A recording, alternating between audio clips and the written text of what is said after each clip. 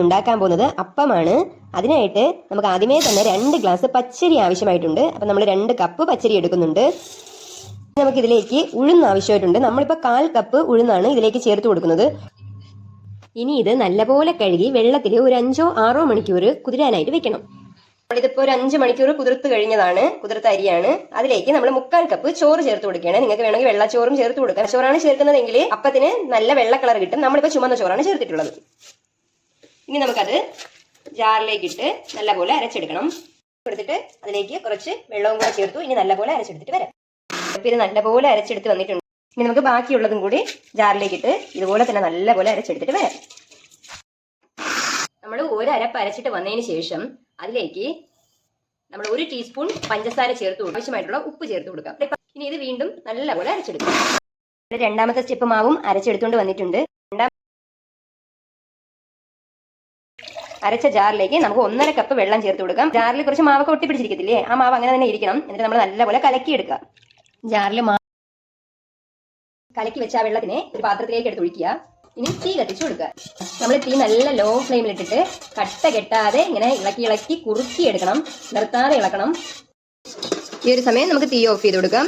നമ്മുടെ ഇതെല്ലാം നല്ലപോലെ കുറുവി കപ്പി കാച്ചൽ കറക്റ്റ് ആയിട്ടുണ്ട്.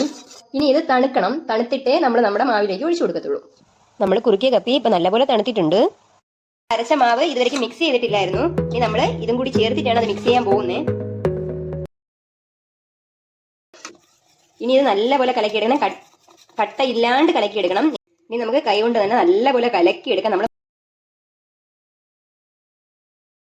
നമുക്കിപ്പോൾ ഇത് നല്ല ലൂസിന് തന്നെ കിട്ടിയിട്ടുണ്ട്. ഇത്രയും ലൂസ് ഉണ്ട്.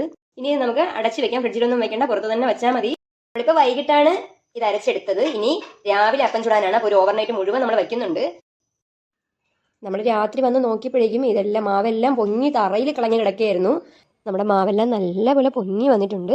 ഇനി നമ്മൾ ചെയ്യേണ്ടതെന്ന് വെച്ച് കഴിഞ്ഞാൽ ഇതിനെ സ്പൂൺ കൊണ്ട് നല്ലപോലെ മിക്സ് ചെയ്തെടുക്കണം. പിന്നെ നിങ്ങൾക്ക് വെള്ളം ആവശ്യമാണെങ്കിൽ ഈ ഒരു സമയം നിങ്ങൾക്ക് വെള്ളം ചേർത്ത് കൊടുക്കാം. ഉപ്പ് നോക്കിയിട്ട് ഉപ്പ് വേണമെങ്കിലും ഈ ഒരു സമയത്ത് നമുക്ക് ഉപ്പും ചേർത്ത് കൊടുക്കാം. എന്നിട്ട് നല്ലപോലെ ഇതിനെ മിക്സ് ചെയ്ത് എടുക്കണം. ഉണ്ടാക്കാം. അതിനായിട്ട് അതിന് തന്നെ ചട്ടി അടുപ്പത്ത് വെച്ച് ചട്ടി നമ്മൾ ചൂടാക്കി കൊടുത്തു. മാവ് ഒഴിച്ചു കൊടുത്ത് കൈ കൊണ്ട് തന്നെ നമുക്ക് കറക്കിയെടുക്കാം. നല്ലപോലെ ഹോൾസ് വന്നിട്ടുണ്ട്. ഈ ഒരു സമയം നമുക്കിനി അടച്ചു കൊടുക്കാം. ഓക്കെ, നമുക്ക് തുറന്നു കൊടുക്കാം. നന്നായിട്ട് വെന്ത് വന്നിട്ടുണ്ട്. നമുക്കിനി എടുക്കാം. ഇതുപോലെ നമുക്ക് ആവശ്യമുള്ള അത്രയും മാവ് വെച്ചിട്ട് അപ്പം ഉണ്ടാക്കാം.